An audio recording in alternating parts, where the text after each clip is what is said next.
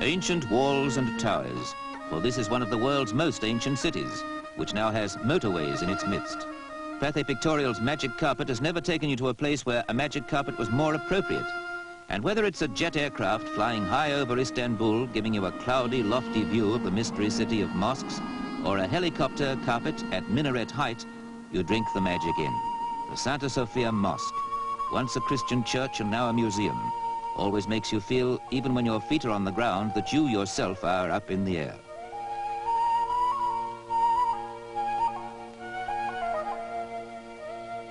The Golden Horn and the Galata Bridge, where at ferryboat level, they say, you'll meet everyone in the world who deserves to be called a human being, which seems unfair because here it's a man's world.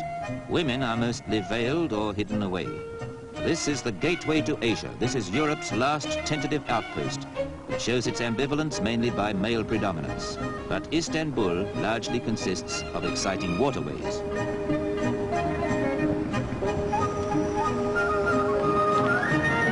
This Galata Bridge is Istanbul. People and mystery and manual labor. Here on the porters' backs, you can analyze life halfway between East and West.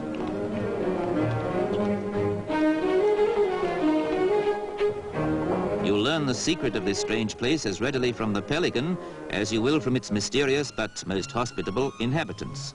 Halfway house life, Europe and Asia. And a really lovely thing, sweet, fresh fish.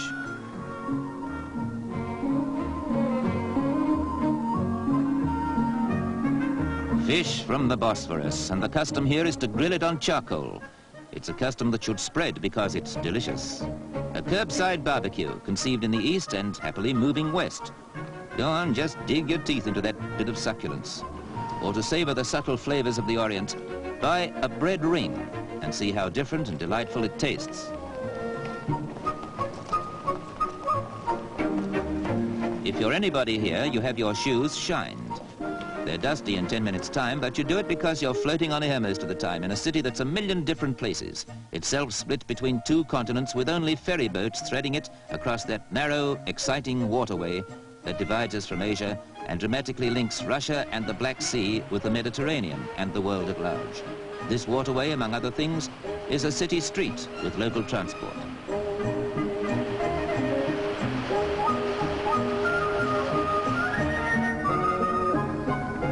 What a mix-up of an ancient and a modern city it is. What a smoky beacon at the crossroads of East and West and North and South. What a fascinating series of contradictions and enigmas. Mosques like this crumbled here in earthquakes, and wooden houses were built by Sultan's command to resist such destruction. From on high you can see the hybrid results because some huddled streets survived, while fire in turn cleared acres of wooden buildings for these bold new concepts. Istanbul is a patchwork quilt on the shores of a waterway even more fascinating than it is itself.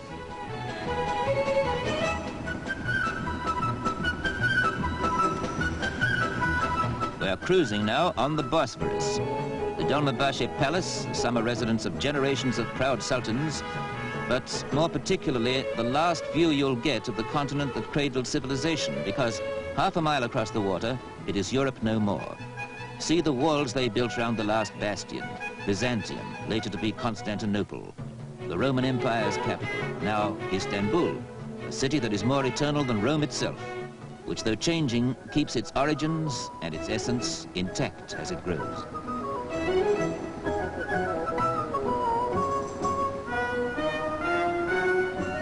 This is all part and parcel of Istanbul, perhaps the loveliest and certainly the laziest part.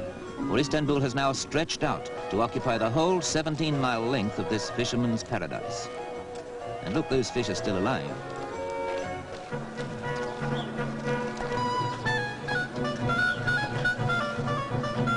Here you buy blue fish or the famous Bosphorus swordfish slices, and a boy brings round coffee for you as you talk with a stallholder or haggle over the price. The same as in the bazaars. Good, strong Turkish coffee, as sweet as those fresh-caught fish are themselves. You'll also find round here that any old tin will serve as a barbecue. This scene could be on the Cornish coast or somewhere remote. and it's hard to believe it's part of a sprawling city that the Crusaders knew, a strategic point on the map of the world, besieged in turn by Goths and Huns, Slavs and Arabs, and finally captured 500 years ago when this castle was built by the Turkish Sultan Mohammed the Conqueror. This was the stronghold from which he first attacked and then defended the city that he made the capital of the Ottoman Empire.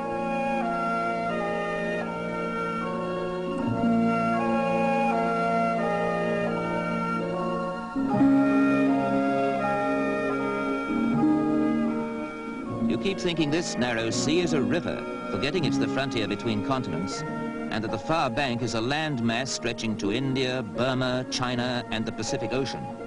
There's another castle on the Asiatic side, more elegant houses and the sleepy feeling you still get in the south of France. Glide into this haven of peace in the very outskirts of a crowded city.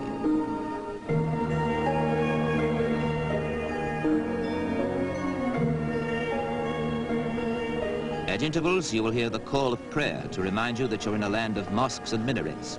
And at intervals, you'll hear the siren of a ship bound for the Black Sea, which is barely 5 miles away.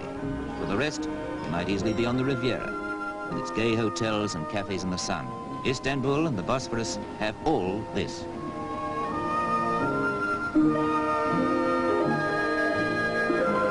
Istanbul and the Bosphorus have mystery too, inscrutable, age-old mystery, somehow symbolized by the Hubble bubble pipe.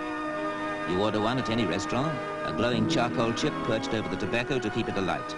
You smoke and dream and contemplate, and the smoke is as wispy blue as the Blue Mosque, which with its 6 minarets is of all things the essence of this exciting place. There's no need to say any more about Istanbul. Imagination can do the rest.